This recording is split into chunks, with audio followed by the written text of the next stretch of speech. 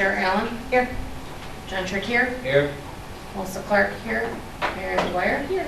Ms. Calhoun. Here. Kevin McClellan absent with notice. Diane Salter. Here. Dr. Outlaw. Here. Jan Meek. Here. Dr. Dave. Here. Okay, let's all stand for the pledge of allegiance. I pledge allegiance to the flag of the United States of America and to the republic for which it stands, one nation, under God, indivisible, with liberty and justice for all. Okay, next we have the superintendent's report. Dr. Outlaw. Okay, our topic today is we're going to introduce ourselves to some new folks here, so I'm going to invite Diane up to talk about some of our new staff members. One that's on the docket, one that was approved last month. Okay. So I'll start with Holly Singley. She is our new social worker who will be assigned to the 2 elementary schools and a preschool program. And she comes to us from, where did you do your internship? Farmington. Farmington internship, but she came from Atlanta and did many years as a ABA tech. And so she comes with a lot of good behavior background. And then Amanda Carter is a Brandon grad, and we have stolen her from Waterford. All right. Welcome back, Amanda. Yeah, it's nice to be home. It's going to be nice to work with teachers that taught me, so. Yeah. Thanks. So I graduated from Spring Arbor with my undergrad in elementary education and special education with a focus on learning disabilities. I just finished my master's in special education with a focus in autism spectrum disorders. I've taught 3rd grade, I've taught middle school resource room, and then in Waterford I was teaching K2 ASD, so I've kind of done a little bit of everything, and I'm excited to do high school now. Well, Different, shake it up. Thank you. Thank you. I'm Holly, and I got my undergraduate from Indiana Wesleyan in social work. And this past year, I went back to Boise State Online and did my internship at North Farmington in social work as well. And I'm excited to jump in with the littles this coming year. Well, welcome to Brandon. We're so glad you're here. Thank you. Do you have any questions or anything? No problem. So Holly's going to be the elementary social worker. She'll be with Harvey Swanson and Oakwood. And Amanda's on the docket tonight. She would be high school special education. Great. Thank you both. Appreciate it. Thank you. And welcome And I told again. her free to go. Yeah, wait, the exciting stuff is really yet to come. Okay, anything else, Dr. Outlaw? Okay, next we have public comments and questions on agenda business. I don't know. No? I'll let Maria, I think we can assume that nobody I know, I'm signed in. just bowing, that's why I'm call me out, so. Yeah. Okay, next, if I could get a motion to approve the consent agenda, please. Move that the Brandon Board of Education approve the consent agenda as presented. Second. Okay, any discussion? Okay, all those in favor say yes? Yes. Anybody opposed? Say no. Motion passes. Okay, information and discussion items. Jan, you're on. The only thing I have tonight is we're getting ready for the annual audit. They'll be here in 2 weeks. And they're here for at least 2 weeks and then about a month of follow-up questions. So they'll be presenting to the board at our September meeting. Okay. Jan, do you want to mention anything about the school loan bond fund? Oh, okay, yes, there's an action item tonight. Every July, it's due August 1st, so every July meeting, the board, bring a resolution. It's to approve the any money that we need to borrow throughout the school year. There's a fall borrowing and a spring borrowing. I don't think I've ever had to borrow in the fall in order to make our bond payments, but we do borrow every spring. And essentially, it's the shortfall between what we collect from our tax levy and what we owe on our bond payments. So this just authorizes, so I don't have to come, because we have to borrow, we have to make those bond payments. So this is just the authorizing resolution from Treasury. We do it every year. Have to borrow after so many years. We're going to go in repayment mode in 3 years, I believe. We're still on borrowing mode, is what they call it, and then we go into repayment mode, which no more borrowing, and we'll be paying down our debt. Okay. But we're still in borrowing mode, yeah. And the borrowing is getting less and less as we get closer to that 3 years, or has it been staying about the same, or? It's staying about the same, and this year it's actually gonna go up, but then it's the way when we did all the refunding, it's the way the schedules were with the refunding. But then we will be on a repayment mode. We did this so that we could meet the mandatory loan repayment date of 2032, because originally we were not gonna meet that date. Any more questions? And the borrowing is essentially paid back through the tax levy, so it's all part of that. So this is, there is no choice, we have to do this. Okay, anybody else good questions on that? Okay, anything else, Jan? Oh, thank you very much. Thank you. Next, I got the cell phone policy. Sarah? Okay, so, I don't know if you lead in or anything. So, part of this is that, it kind of came up, there was a group of parents that started a, Facebook group or whatever that was said social media can wait. It was, their kids were about to go into middle school, and it really got the discussion rolling on cell phones in general. So, I was hoping that we could have administration look at our cell phone policy, and I kind of think it should be like an annual or biannual thing because it changes so much. For me personally, my sister-in-law works for a middle school over in St. Joe, and we were talking about cell phones, and I'm like, do they have cell phones at lunch? And she laughed. She's like, absolutely not. Why? Why would we? So it's little things like that. Also, education for the kids. How much are we educating them on cell phone etiquette and use, as well as the parents? There are a ton of good parent apps that if we could even semi-annually have parent nights on, hey, this is how you can monitor, these are signs. So for the students and the adults, and my main thing with kids that don't have cell phones that probably will in the next few years is they'll go through relationships, they'll go through jobs, they'll go through everything. They will not ever not have a cell phone.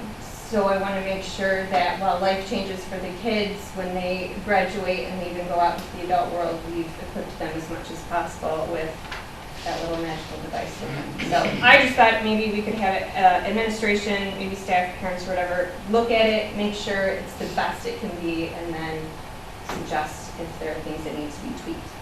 I think at least a review should be necessary. I totally agree, because some of the cell phone, what we had, I don't know how long it's been with this policy, but the cell phones have changed so drastically, even in the past 3 years.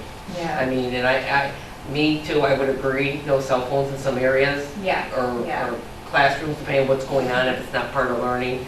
But again, I think the policy, anybody else got a I comment? agree. I mean, I tell my children, I know they're allowed to have cell phones at lunch. Not in our role. They're to stay in the locker. Yeah. And so we have a parent policy that we've put together, but I think it's a great idea to look I've at. heard there's a lot of pressure, especially in the middle school lunch, of who has a cell phone, who doesn't, who has social media, who doesn't. Frankly, middle school is the hardest that there is. Why throw in an added like Snapchat thing going on with it when they're still like awkward and their teeth are weird and they're figuring out how to browse and stuff. Like, why throw in another thing? Let's just let them figure out middle school, that type of thing. Agreed. And I do know that the sheriff's department was doing the programs, that even the PTOs and some of the parent groups, and I know up in the middle school, regarding parents coming in and learning about how to get in, because these kids now can even make up their own profiles. So a parent thinks, oh, my kid's just fine, but unbeknownst to them, they've created a whole nother profile elsewhere and are off doing things that they shouldn't, so. Yeah, I think parent education would be awesome to have available. Yeah, and I know it is offered, I don't know. I think that's part of maybe the process, it's a review of the Yeah. policy, which is Yeah, fantastic. what is there, yeah. But it's also a review of what programs have been done historically and kind of do an audit of whether that's sufficient or area for improvement or what it looks like. Dr. Ola, any questions on this? No, Okay. that's pretty clear. The high school administration, middle school administration will be back in August. We will do some legwork beforehand and get some things together. And as soon as, our goal will be to try to have something to you for the August 12th meeting, even if it's just a report. Okay. Okay? So will that include, towards Sarah's point of talking with a relative who is in St. Joe, asking about other policies that are out there, because I don't know what I don't know. What would be a good policy to have, what's practical. That's the one thing I will say. Let's take a practical approach to this. Some of these things sound fantastic in concept, but I would like to, as I think we all would, want to take a pretty practical approach to what's enforceable, what makes sense for following up on. I mean, because as a parent, I've come up with our home policies and they sound awesome. The best parenting policy that ever existed. And then as you go apply it and break it down, it's like worst ever. Why did I come up with that? Yes. So, that same thing I think applies to Balance. Yeah, it's got to strike a balance between We'll practicality get some and. research on some other districts. We'll see if some people are willing to share some of their policies. Sarah had shared an article from Forest Hills, which just recently, they took a very new policy. So maybe we can piggyback on some of the research that they did. Yeah. And I love the research based on it. yeah, Oh, that's Okay. cool, yeah. so we'll do some legwork and we will get back with you, maybe a status report on the 12th. And then if we're ready, we'll have more for that fall. I really like an emphasis on parent education too, because if you don't know the links, like, there's links that help parents control their kids' phones without them knowing about it. And so I have it, and it works really well, but we're educating them so that there's limits and there's schedules and stuff, and it might help out with the whole process of educating the parents of why it's not good to have social media at this age, or, so there's that peer pressure from a parent-kid standpoint, well, everybody has it, and you don't want your kid to be the one that doesn't have it. So just to kind of educate them as well, Right. just the parents, especially the younger, seems the younger they are, the easier they're getting cell phones now. Yeah. Like, you have second graders and third graders that are having phones, and that's mind-baffling to me. So just the education piece for parents, I'd like to see too, is why we're reviewing all of it, so. Got it? Okay. Perfect. Thanks. Okay, and then next, literacy intensive. Just wanted to mention, there's an action item tonight. We've had reading specialists for a long time in this district. Dr. Dave has been, which is his new name here, Dr. Schmidt, he's been working with the administration all year on upgrading our district's literacy approach. And one of the things that we actually talked about last year was taking, for our younger kids in particular, and having our reading specialists do direct work with the students, with more students. So anyway, we're planning on having it as kind of a special time for our kindergartners through second grade. It's a really cool idea. It's a cool practice. It's a lot of stuff that they've already been doing in the district. But I was informed that because the teacher will be the teacher of record, that the board has to take an official vote to do this on what we're calling a literacy intensive. So it is on the agenda tonight. It is just our reading specialists working with our kids, which they've been doing for years. It's just a different program structure. It's a different structure to what we've been doing. But it's going to be, they'll be the teacher of record. So tonight it is on the agenda, and asking for a yes vote tonight from the board. So just with that, Yeah. is it structured so that this is a teacher that will be part of parent-teacher conferences, for example? If a student is, if a parent's family, one or more students is involved, then they'll actually sit with us at parent-teacher conference. Okay, I'm just wondering, because if it's such a I'm writing integral down, 'cause part. that's a good suggestion. It wasn't I really a am- suggestion, I it was am just a really- question. Because they're there, Yeah. and I would think that they would probably want to reach out to people that they would want to connect with and say, I'm going to be there, and this is what I'm at, let's make sure we connect. But, it's the younger kids, so it's scheduled, it's obviously different, but yes. I mean, I think along with, speech therapy and everything else that's, They're all there. you usually want to touch base, they're always there. So, Right. And just like if you want to, if there's an issue in gym, you'd have the gym teacher. They're all available there for Yeah. teacher conferences. so, but I probably prioritize this one and Okay. make it like part of the program, like they will see them. Love it. Anything else? Okay, next we have mental health staffing. So we know that this has been a big topic. We've talked about it quite a bit. The board has approved, and we approved Holly tonight. We added a social worker to the district. One of the things that we've been working on, and Diane has been working on a lot, has been about our model for supporting kids, particularly at the elementary level. where you have a balance between students with high needs behaviorally and kids who have any range of needs academically. Kids that just need a little bump, all the way to kids who maybe have significant needs. And it's about how to allocate staff and the best way to help as many kids as possible. So Diana's been doing a lot of work on this, and she created a structure that I think is going to really improve our delivery model going into next year. But as part of that, she's looking at staffing, and I'm going to let Diana talk about it. And she thinks that it would be really beneficial if we were able to have one additional social worker. And I'm going to ask Diane, if you don't mind, talking more about your thinking on it. So the thinking is that we have a lot of needs. We've seen a lot of needs. We've documented a lot of, crisis intervention and needs in the middle school. But the idea in the elementary is that if we can be proactive instead of reactive and get to their needs and get them to understand that there are people there that can help them, like a social worker, if there was one in every building, full-time, then they have access to those people all the time. And those people then would have time to be proactive, go into the classrooms. If you were here 7 years ago when I started, we had full-time social workers. They did classroom lessons on socially appropriate things. They might be talking about cell phones. They might be talking about, how to be friends and how to make friends, and how you don't have to like everybody, but you have to be nice to everybody. Those kinds of proactive kinds of things, and just a lot of the social things that a lot of our students are not coming with that knowledge. And so you have to teach them. That's what we have to do in school. So I really think, and so does the mental health team, really believe that if we could get more proactive infusion in the elementaries with our students, that would be really helpful.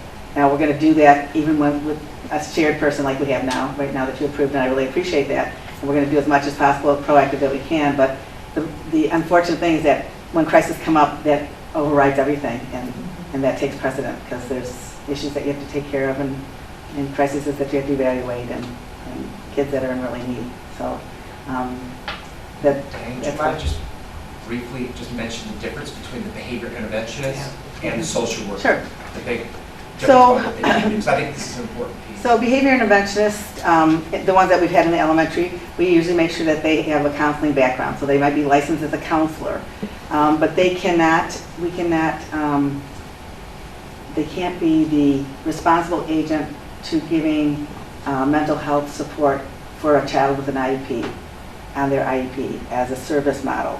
So you have to have a school social worker that's licensed as a school social worker to give those things. So both counselors and social workers can do crisis intervention. They can give lessons, but the counselor and or the behavior interventionists who are typically counseling licensure cannot be a part of a student's IEP. So they're great people, and they can do a lot that the social workers can do, but there's a piece of it that they can't do.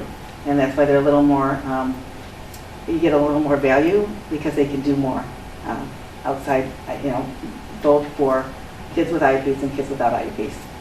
So that's sort of the difference between that. And when a crisis happens, the behavioral and the social worker Yes. both are involved. Anybody who has that team. mental health skill and background, yes.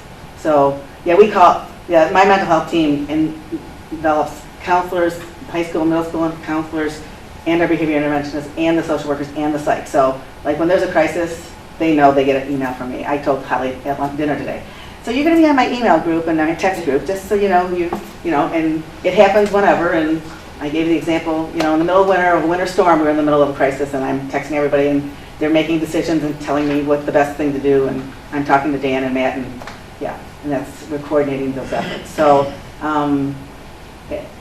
they have a lot of great knowledge, and I love their brains and their information, and I take advantage of knowing them and using their knowledge. So it's just that if we had one in every building, it'd just be so helpful. I just really think that. And last year I just felt so reactive.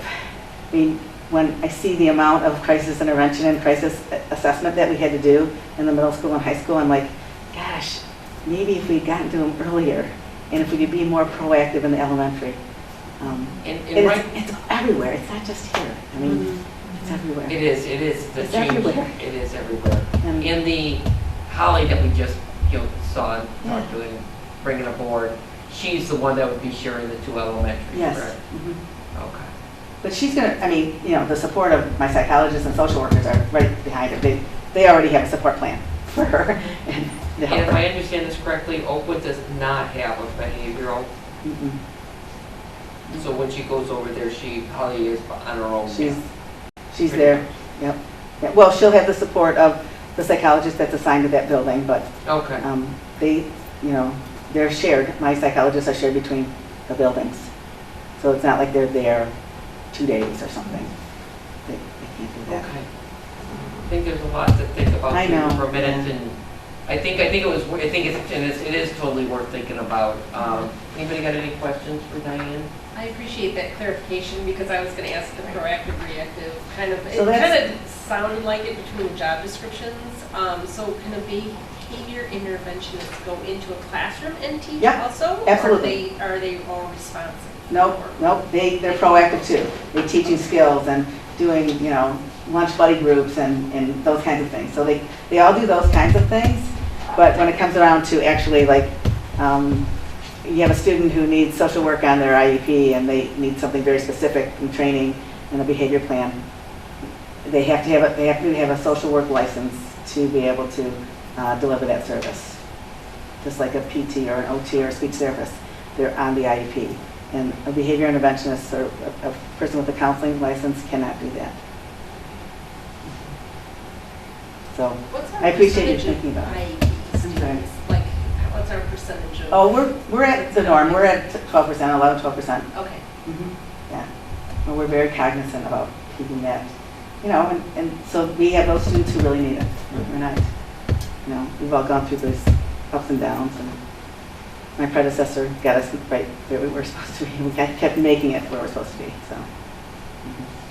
I'll tell you, I think you really have a good speech and say, and I really think minimum, that now my thought process is that something should be thought about being done, especially when I looked at Oakwood doesn't even have an extra support. I mean, you say there is a psychologist, Right. but I mean, they're spread out a little bit, I think, between the schools. Yeah. That at minimum, there should be a behavioral over there to help out with the social worker, to have that support, at least staff and work together, even though they can't extend into the IPs or, Yeah. Okay. so, I don't know what anybody else thinks. I appreciate you thinking about it. I know I understand it's an expense. It just, the last couple of years have been pretty, they've been rough, you know. I mean, last year, you know, our staff on their own said, we're gonna start clocking this. And I mean, I have data about how many crisis assessments they had to do at the middle school. They were like in the 80s. So we could do a little bit more legwork on exact cost, things like that, and we don't have a proposal on here for tonight, but we could bring something back to the 12th, if that's something that the board wants. Yes. Yeah, I think We I can bring it back with options.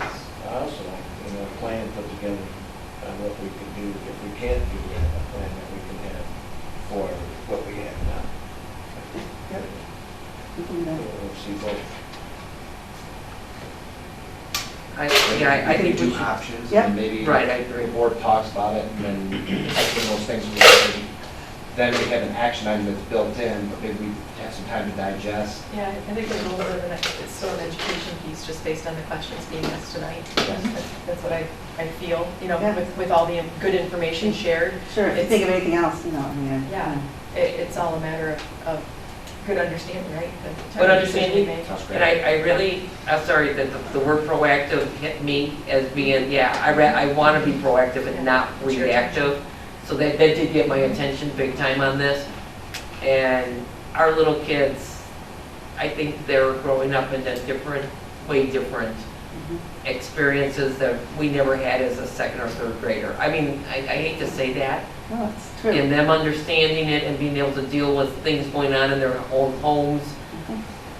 Well, and We you want talked them about educated.